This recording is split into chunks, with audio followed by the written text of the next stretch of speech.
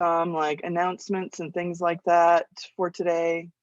This is the last day really that I'm gonna see you before you turn in your midterm and your paper number 1. So I wanted to talk about some things. We're not going to be meeting the rest of the week.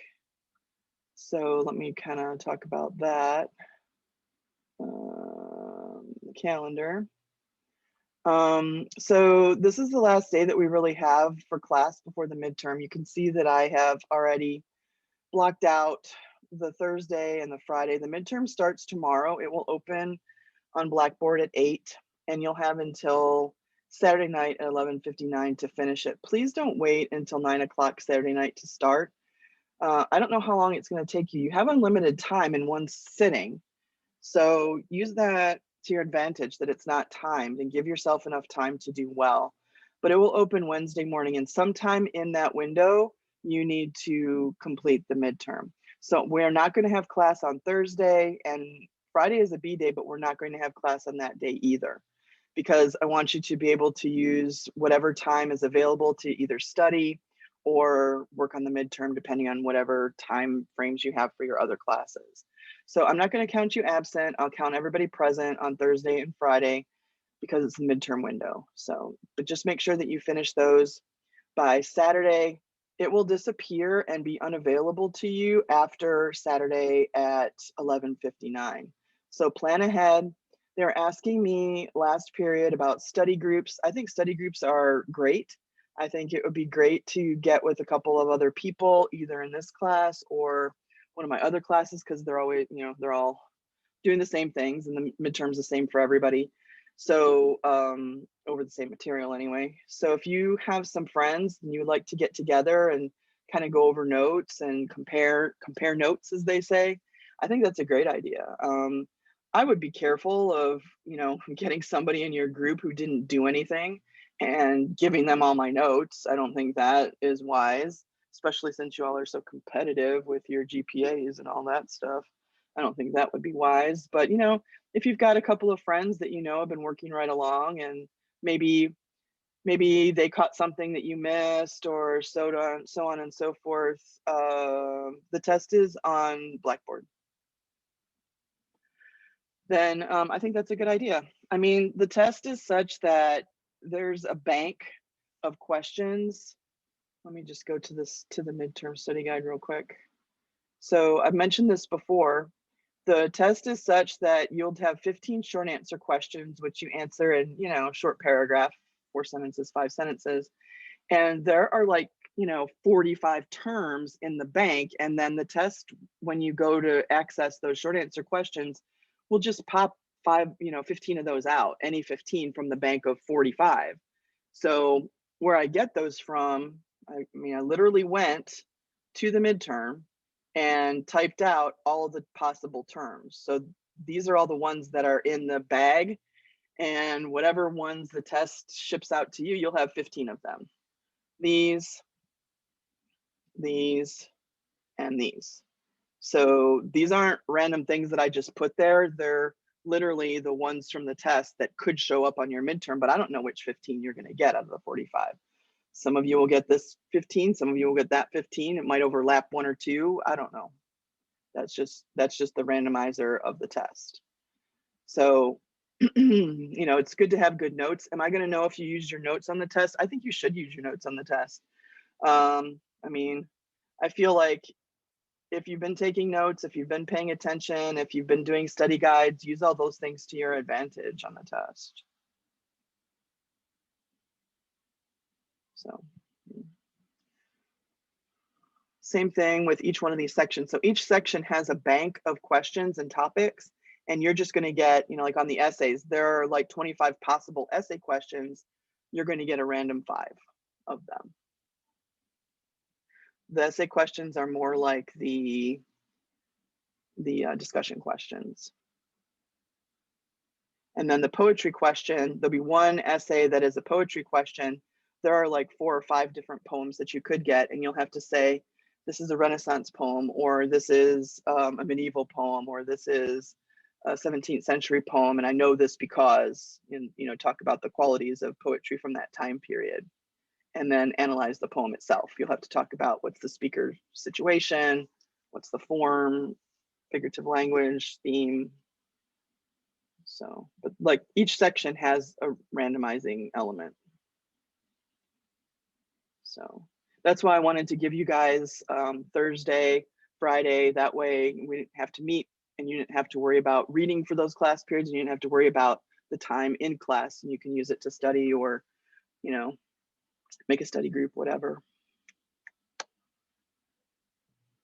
Do revisit the study guides. Some of the material from the midterm comes from the study guides. Like if there's a quotation, there are quotations on the exam, and it will ask you what piece is this from, who said it, what are the circumstances, like that. But all of those are the ones that I already pulled for your study guide. So, you know, I didn't have to do study guides for each piece, but if you did the study guide, then you'll already know, or maybe I've talked about those quotations. So that's all to help you. I don't see anything else in the chat about the midterm. Are there any other questions?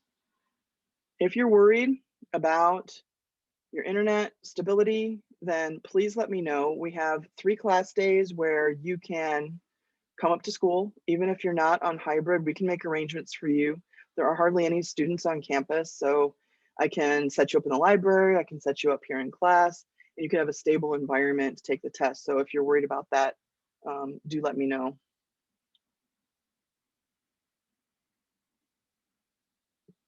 Okay, I don't see anything else there about the midterm. If you think of something, you can just ask me here today, or you can shoot me an email or on voice. All of my contact information is here on the,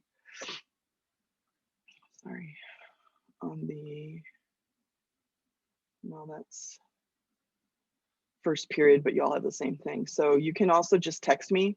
I use my Google Voice for texting my students. So if you want to, you can just text me at that number and ask me questions if you're studying and you're not sure about something. Also, I wanted to mention that after the midterm, obviously we have spring break. I don't think anybody is oblivious to that. I'm going to be in Michigan. So I'm going to go visit my family over spring break and for the week afterwards. I think I've mentioned this. Please continue to contact me if you're working over spring break on your paper. I know 2 people have already turned in their paper, so they didn't want to work on it on spring break and they already got it done.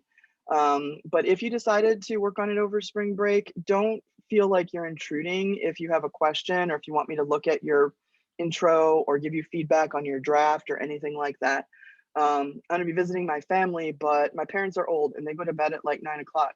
I don't. So I can definitely respond to your emails, and obviously I'm there to spend time with them, but I'm gonna be here for you to support you. Same thing the following week. I'm not gonna be back from Michigan until like Sunday the 28th. But this week that we come back from spring break, we'll have class on the 23rd. I'm thinking we'll have a live class like usual. I'll just be doing it from up there. I don't know why it matters where I am, but I have to take sick days all that week. They won't let me just teach from a different location, and it doesn't count. Anyway, I'll probably have a live class here, and I'll probably make a video for the 25th and ship that out to you. But I'll let you know. I'll send you a notification beforehand about that. But anticipate a live class on the 23rd because we need to start on Gulliver's Travels. So that week too, just because I'm in Michigan doesn't mean that I'm not going to be helping you, that I'm not going to be supporting you. You know, we'll talk about discussion topic 5. People more and more have been asking me to look at their discussion posts before they post them and getting some feedback from me so that they can improve their grade. I would highly recommend that. You know, I'll read it over just like I'm grading it, and I will say, well, this is a good example, but I think you could find a better one. And maybe that's going to bring you from a B into an A on your discussion. I don't know. So, you know, you can utilize that too. So those 2 weeks, even though I'm not in the Valley, I'm going to be available to you is what I'm trying to say. Same thing with the paper. Speaking of the paper, should we talk about it a little bit in case you have questions? And then we'll get to Paradise Lost book 2. So I've gone over this in detail in previous classes. Twice I've gone over the paper and explained it.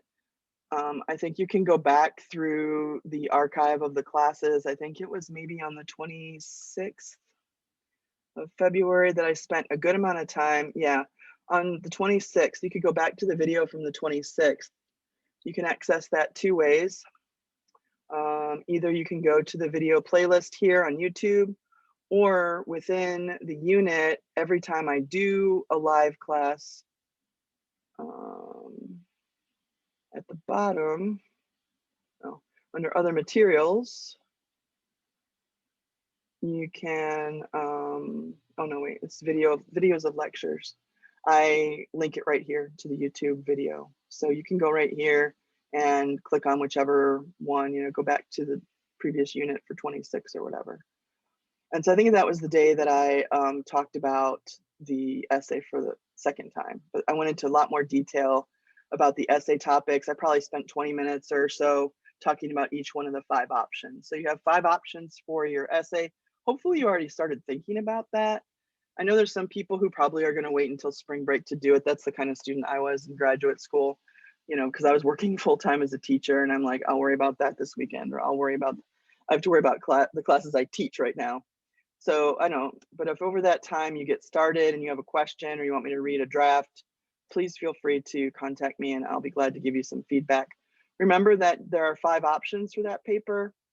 I've been through them, but if you have an option for another one, please don't just write on a different topic. I will make you redo it. So it needs to be one of these 5, or you need to have contacted me ahead of time with your suggestion for a topic.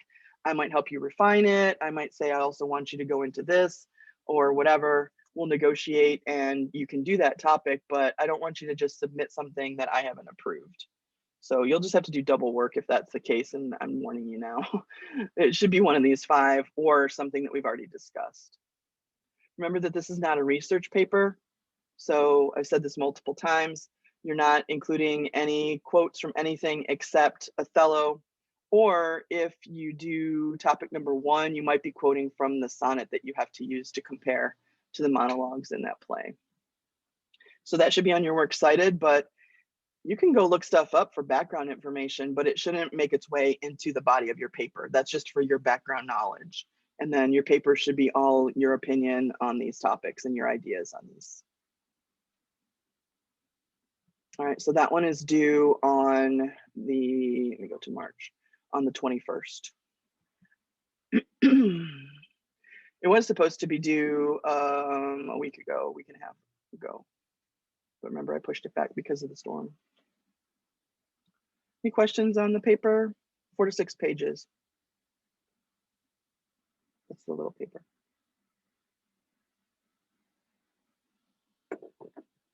Okay, very soon after that, like when we get into the first week of April, I'll already be introducing paper number 2, because the end of the semester gets to be a whirlwind with all the classes and exams and papers and projects and all that stuff. Plus the seniors are graduating. There's just a lot going on as we get closer and closer to May. So I like to introduce the paper early. That way, if people want to get it out of the way, they can, I mean, the paper is already there. I don't know if I linked it on the calendar yet. Yeah, right here, that's number 2. So I'm gonna start talking about it early April, and then it's due like the first week of May. So then that way people already have an idea about it, that research paper. Just, I know there's a lot in between there, so I don't need to go into that too much today. All right, if anything comes up, please just shoot a question my way. It's better to ask me than to ask your classmates. I'm not trying to, put anybody down, but sometimes people ask their classmates and maybe that person doesn't have all the information. It's just better to ask me. It's not going to be an excuse later on. People will be like, oh, I thought it was only 3 pages. My classmate told me it was only 3 pages. No, it was 4 to 6, and ask me and I will be glad to tell you. I'm very nice.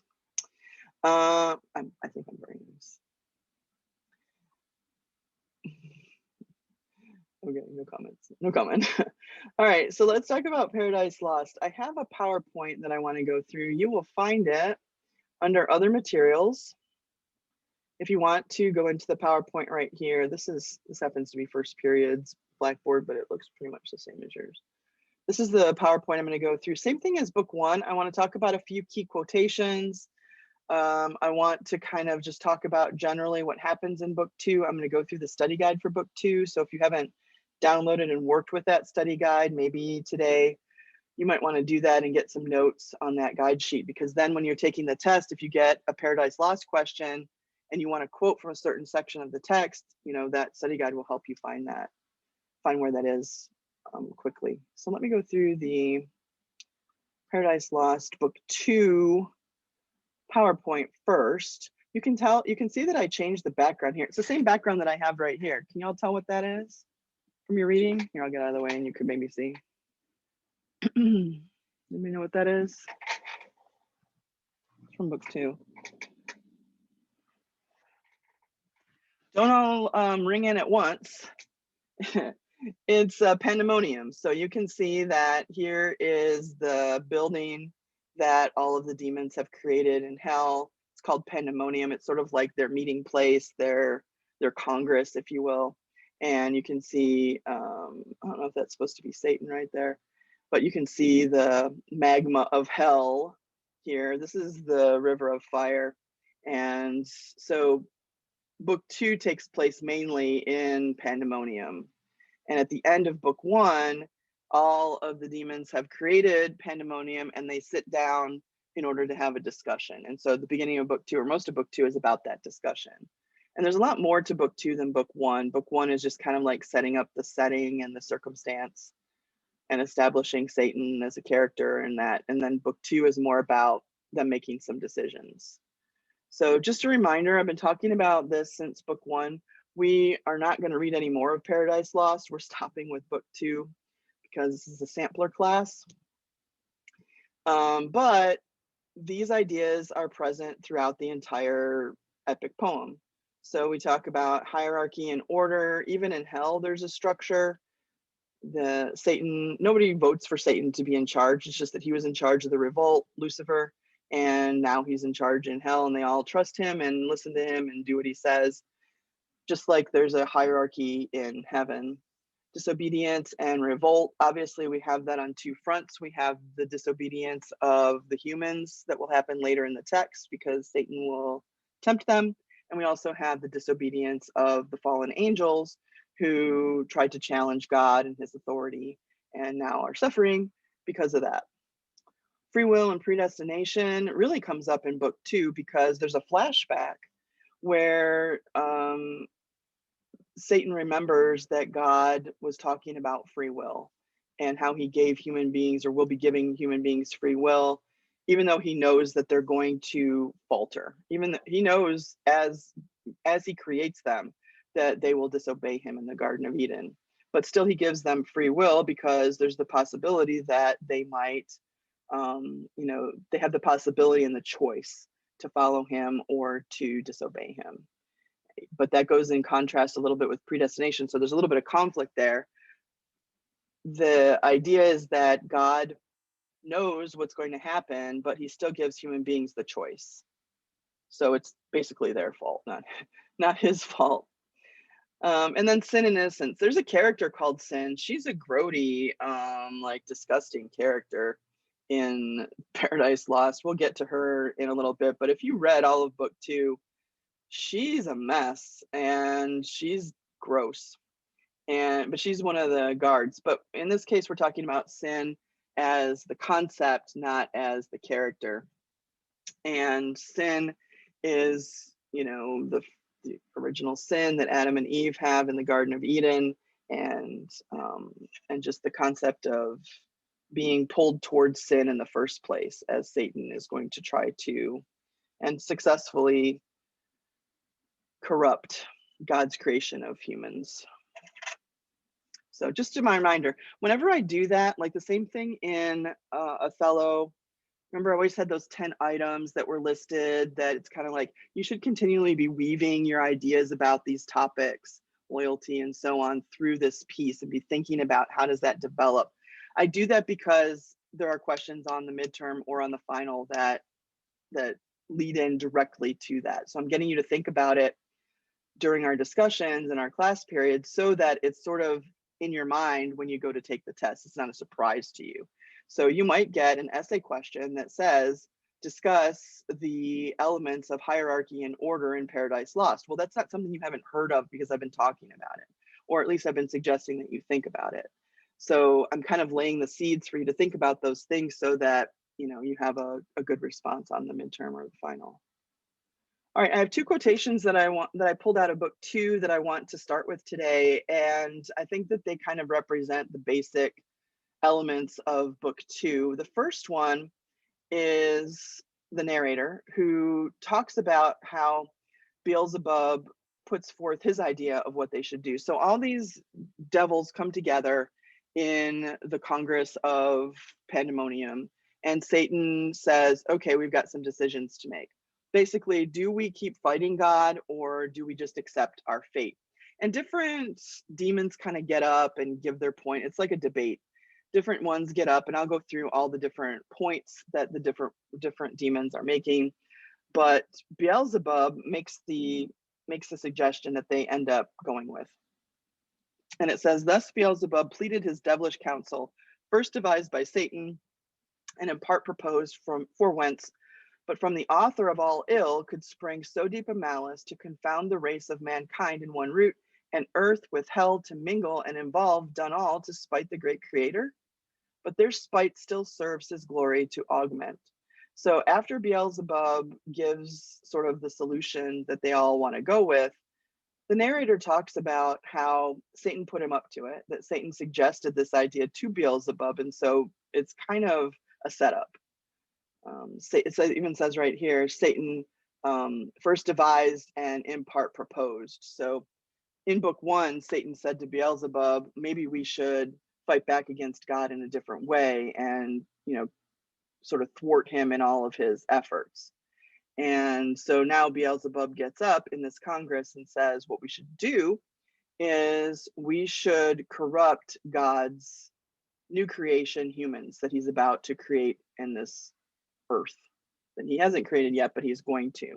And instead of fighting him physically, maybe we should fight back by corrupting all those things with sin and evil and so on and so forth. And so they go with Beelzebub's suggestion, but Satan put him up to it.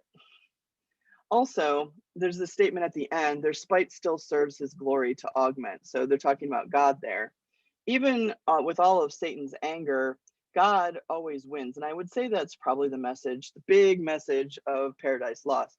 We're kind of focusing on books 1 and 2. And I know some people wrote to me in their absence slips and stuff about how, is this a Satan book or what? Because it could kind of look like that, right?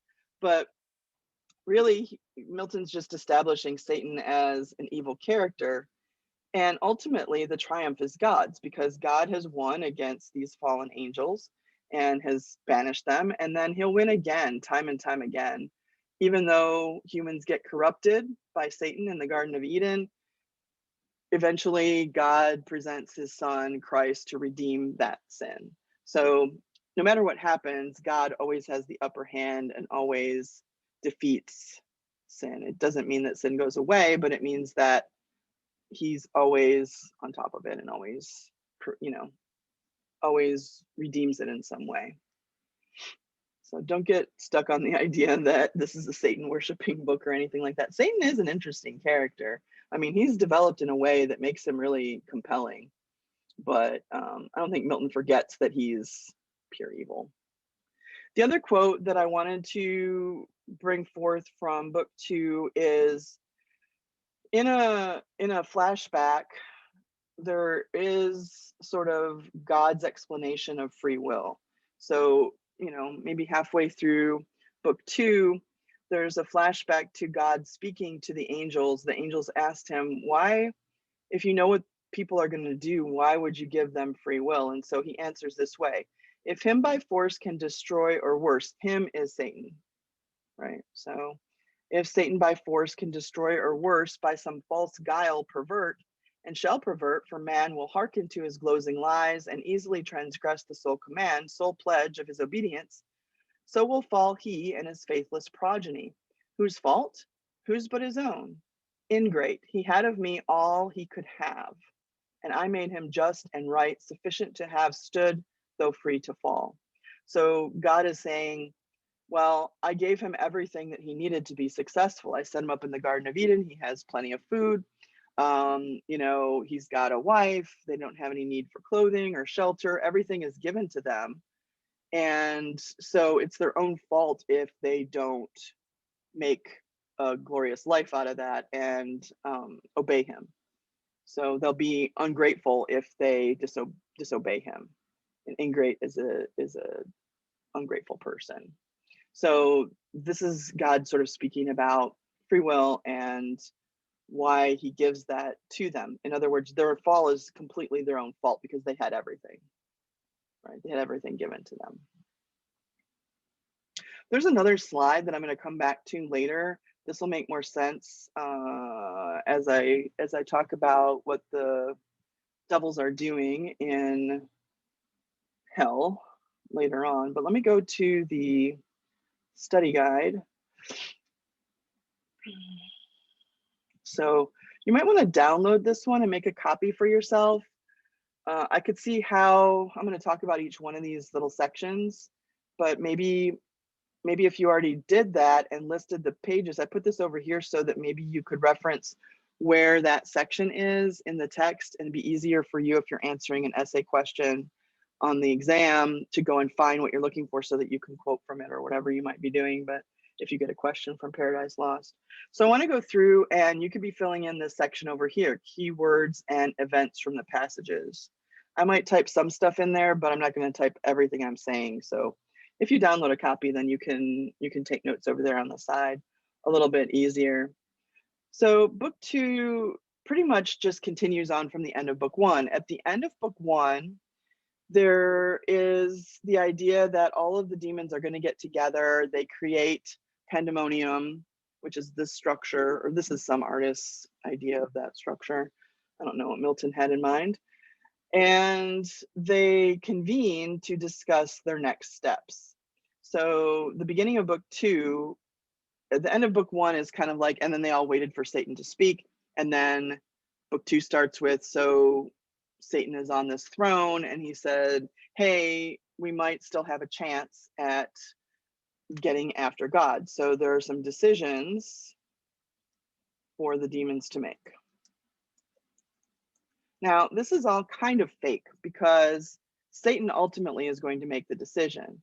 He planted what he wants to do in Beelzebub. Beelzebub will suggest it and all the demons will like it. So already his will and his goal is already going to happen.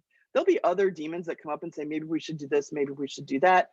But Satan is manipulating and directing this debate. It's not a free debate where everybody's going to vote democratically according to their choice. Not only that, but he wants to be the one to go and do it. And so he also manipulates that decision. So he says there's all these decisions to make, but it's really sort of a satire on a debate, like a political debate. And Milton is kind of saying, in a lot of ways, political debates are set up. Everybody knows how they're going to vote already. Everybody knows what their goal is. You know, in the United States, even today, we know people are going to vote along party lines. So he's sort of satirizing. It's kind of ridiculous that these demons would be having a debate in hell about how they should take their next actions. And so in that way, Milton's able to kind of suggest that some of the politicians of his time are also demons or evil or manipulating, at very least manipulating the debate process in government.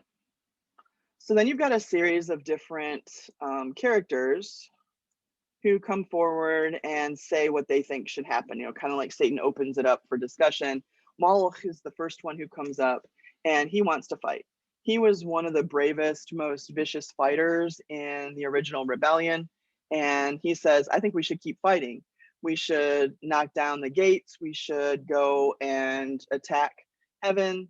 And even if we can't fight God directly or the angels stay there in heaven and they leave us outside, we could at least kind of like disrupt heaven and at least, you know, kind of like a lot of noise and, you know, attack and make them fearful.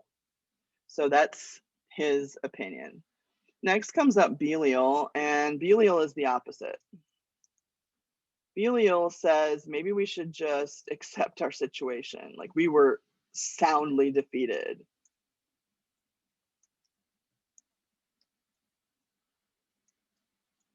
He says, if God could do this to us and how bad it is here in this place and how much pain we're in, he could do a lot worse. So if we go to fight him again, maybe our situation ends up even worse than it is right now. And maybe we should just make the best of it, basically. Look, we got out of the lake of fire. We're able to build something. Here we are having a discussion. Maybe we can just, exist and try to go on with things. Or he says, maybe down here, these two are kind of connected. Belial suggests that maybe over time, God will, he's never going to let us back into heaven, but maybe he will forget about us or lessen our discomfort and our pain here in hell. So there's a possibility that if we don't continue to fight back, that he'll be a little, either he'll start ignoring us and the pain will lessen or something like that. But basically he says, I don't want to suffer anymore. Let's not do anything. Then this other, why is that bold? This other devil, Mammon, says, agrees with Belial to a point. I'm putting this here so that you can do notes too. He agrees with Belial to a point, but he doesn't agree completely because Mammon says, well, while we're here, we should mine for gold. In other words, we should make it, sorry, it's really hard for me to think and type at the same time. Probably other people are better at it. Because Mammon is greedy and he says, we can probably get a fortune around here. We'll look around, we'll get whatever minerals, whatever, and we'll have this treasure trove. And then, we can we don't have to rely on God anymore and we can be kind of like on our own. And we could build, he says right here, we could build a world that will rival heaven. So that refers back to that statement in book 1, we can make heaven of hell or a hell of heaven, depending. And so he says, maybe we could just make it tolerable and make our own heaven since we don't have to obey God anymore now that we're down here. So everybody really likes that argument for a while until Beelzebub gets up and he kind of says the same thing that Satan said in book 1. That it's better to reign in hell than to serve in heaven. I'm going to put, Beelzebub says hell is preferable to being a servant in heaven. And then he goes on to say that maybe there's going to be an easier enterprise. He says maybe there's something between outright fighting and giving up. And maybe what we can do is subvert God by corrupting everything that he creates. So he makes the earth, we'll go and corrupt it. He makes humans, we'll go and corrupt it. We'll get them to give into sin and disobey him. And everybody thinks that's a great idea. Of course, it's originally Satan's idea. And Beelzebub is just his mouthpiece. So the demons all think that's fantastic and they decide to subvert God's creation. The rumor is that he's going to be creating earth and humans. So what we're supposed to imagine, according to Milton in the text right now, is that heaven is an established place where God and the angels are and where these fallen angels used to live. But when they revolted, there was this battle and they were thrown out. Now, outside of heaven is just sort of this nebulous space. Earth hasn't been created, nothing like that. And he throws them down and they land in this hell place, rocks and rivers of fire and all that stuff. But between hell and heaven, it's described toward the end of book 2, is like a nothingness and it's difficult. There's a lot of wind and weird stuff happening, things forming, and it's just sort of like a blank, chaotic, pre-universe situation. There's no earth or anything like that at the time.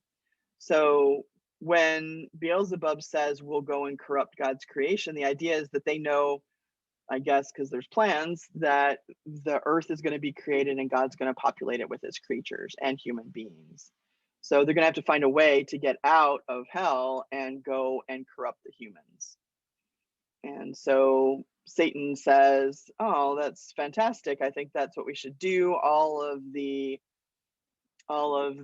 demons say, "Oh yeah, yeah, that's the best way to go." But who's going to go? Who's going to go and kind of reconnoiter? That's a military term. Who's going to go and check out what's happening so that we know how to go and corrupt this creation of man? And nobody answers. Must have been on a Zoom call. Nobody answers, and so Satan finally says, "Well, fine, I will do it." And it's really his manipulation. He always intended to do it, but he makes it seem democratic by saying, "Okay, what's your opinion? What do you think we should do? What do you think we should do?" Well, ultimately, we're going to do what I want to do. Or he also makes it seem democratic when he says, "Okay, are there any volunteers who wants to go?" Of course, nobody wants to go and do that one-on-one against God. Satan has a reason. He wants to be the one to stick it to God because it was his original rebellion that he started. But also, then he can solidify his place as a leader in hell. And it's kind of ironic then that whatever they were railing against, the hierarchy in heaven, they just create the same thing there in hell. So there's a hierarchy there too, and it's hypocritical. And so Milton is kind of pointing out at that point how hypocritical it is that these demons just accept Satan as their leader, supreme. And that's exactly what they were faced with in heaven. So what did they rebel against if they were just going to be thrown out and had the same situation? So in order to keep them, kind of complacent, Satan makes it seem like it's democratic. Well, let's have a vote on that. What do you think? What do you think? Oh, I'm going to go. So he's manipulating all of these demons, and in some ways that's worse than whatever he's accusing God of doing. So none of them volunteer, and then finally Satan says, "Well, I will go. Like, I volunteer as tribute, right? I'm going to go, even though it's a great sacrifice for me. I will go and take care of this situation." And so he says, "While I'm gone, I'm going to go see what's going on with God's creation. You guys stay here." And he says something like, "Make it more habitable or make it more comfortable here in hell." So some of the demons start doing that. Some of them start, digging and trying to make other structures. And others, they all kind of leave pandemonium, and others start discussing the decisions. And then down here, you can put a note down here, is sort of like what the demons, fallen angels, devils, use whatever phrase you like, are to do in Satan's absence. Now, Satan doesn't know what he's going to encounter. So it is kind of brave of him to go and do that. But he's going to get the benefits of it because he'll get the undying devotion of all of these fallen angels. But they're supposed to go and work on making a more tolerable place. So that some of them do that. Some of them start wandering around and discussing. Others, it says, fly over these rivers in hell. Now that's where this last slide of today's PowerPoint comes in, because this is an image of the ancient mythological land of the dead or underworld. And Milton is referencing that here. And if you don't know those rivers, then you don't know that's what he's talking about. So he's going all the way back to mythology. So ancient Greek, ancient Roman mythology, and he is bringing those up by saying some of the devils decided to go and fly over the different rivers in the land of the dead, and they're named, right? Lethe, Cocytus, Phlegethon, all those Styx, all those rivers go back thousands of years into the ancient pagan, mythological understanding. For the ancient Greeks, the underworld was just the place you go when you die. There's no separate heaven or hell locations. Both of them reside in the same spot in the land of the dead. For the ancient Greeks, the afterlife is not better than life itself. Life is the best thing. And the afterlife is sort of like what you have to endure when you're done with your life. And you have to go through a series of trials and tribulations to even get into the land of the dead. And then there's all these different obstacles that you have to overcome, ultimately ending in the plane of judgment, where if you were bad, you have to go and do your punishment over here in Tartarus, which is painful and horrible, and it usually suits the crime, and it's surrounded by this river of fire. So that kind of sounds like where the demons are right now. So they go flying over and looking at all these rivers, the river Styx, the river Lethe. If you were deemed in the plane of judgment to be a good person in this ancient belief system, then you would go through the palace of Hades and you'd be born out the other side as, sort of a spirit. You can drink of the waters of the river of Lethe, and that makes you forget your other lives. And then you can be reincarnated from that spot, according to their belief. So that's a better place to go. So if there is a heaven and hell in mythology, then the Elysian Fields is heaven and Tartarus is hell. But you can make it out of Tartarus by doing your time. It's kind of like a prison. So that's what they're referring to when they talk about that some of these devils were flying over the rivers. So all of these are the ones that exist in mythology. Milton's just bringing them up because it's an existing concept of the afterlife. So then the scene shifts to follow Satan. He immediately goes to the gates of hell. When God expelled all of these fallen angels down into this murky nothing land of chaos, he put up 6 gates to keep all of the demons and Satan inside. And they're made of different things. There's a lot of detail in the text about how they're constructed, et cetera, et cetera. But there are these 9 gates. And so Satan goes there because he needs to get out of these gates to go and investigate God's creation or whatever he's doing and find the way to that so that he can later corrupt the human beings. So he gets to the gates, and instead of just there being gates, it turns out that there are creatures that are there at the gates as guards, and they've been tasked with not letting anybody out. And so Satan sees 2 figures. One is a woman's body or like a woman's torso with the bottom half as a snake, a serpent. And the other one is just sort of this shadowy black figure. And as Satan approaches, he kind of gets into a little argument about where he's going with this dark figure. And the female figure steps in. And so the female figure is Sin. She's nasty. How nasty is she? Well, you read. She actually says that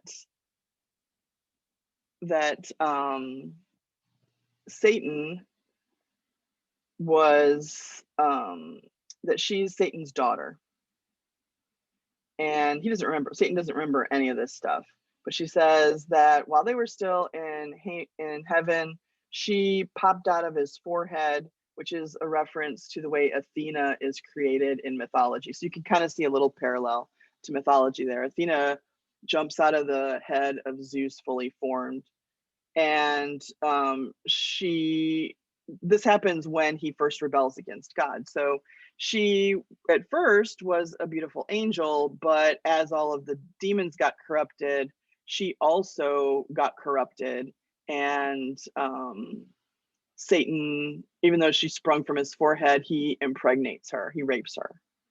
And she gives birth to Death, which is the other figure that's there.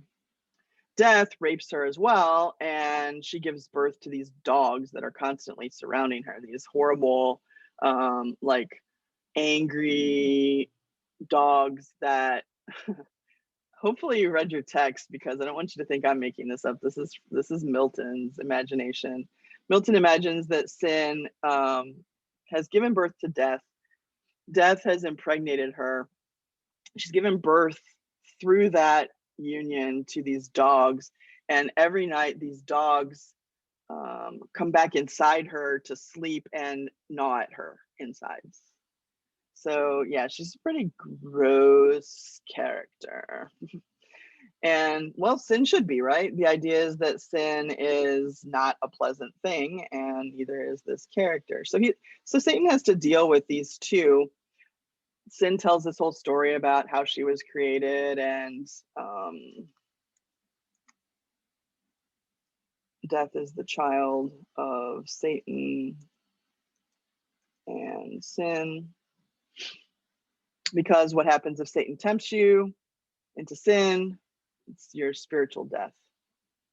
It's allegory, right? So then Satan says, well, you're exiled from heaven too. Why? I'm down here already on the last page. I think this is the last page. And he says, well, I forgot about all that. I didn't know that you were my children. I'm gonna go and punish God, and maybe you'll let me out. And so they do. Sin has the keys and she lets him out, and she said, what have we got to lose, basically? And she lets him out. And so he goes out into this sort of misty, thick area that's sort of described as an unknown, chaotic. He gets twisted and turned around. He's all the time trying to go toward the light and toward where God is, but there's a long description of how he tries to fly and he can't. He starts falling. It's a difficult procedure for him to navigate this abyss. And finally, he gets to this place. He runs into characters like chaos and confusion, discord. They're all mentioned right here. I know I stopped putting notes there, but hopefully you're adding them in there. And he says, where do I go to get to Earth? I need directions.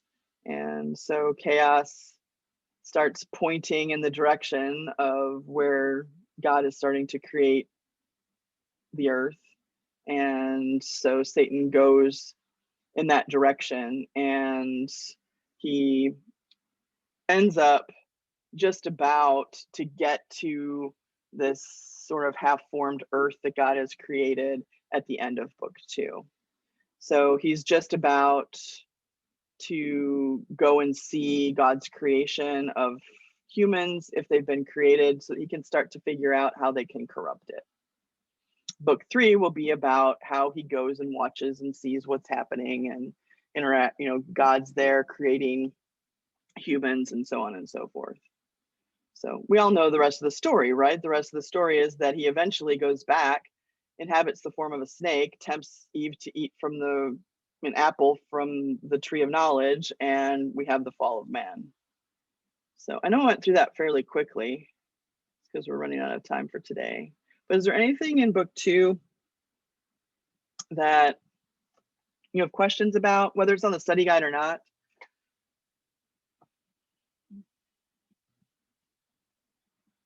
That Milton had a good imagination, huh?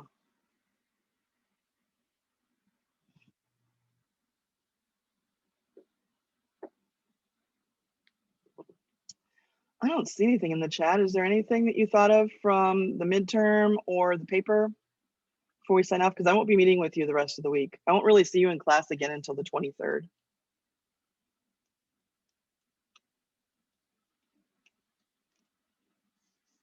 All right, well, I'm going to go ahead and dismiss. Hopefully you guys do well in the midterm. Make sure you study, make me proud, do a good job, and I'll be grading them over the break. Take me a while because it's all written, but be patient. And I should have those in by the time we have our next class meeting, and then it'll be time to grade the papers. So just communicate with me if you have any questions. Let me know. If you want me to help you in any way, I'm here for you. Other than that, I guess it's sign-off time. All right, hope you all have a good spring break, and I'll see you on the other side of the midterm and all that. All right, bye.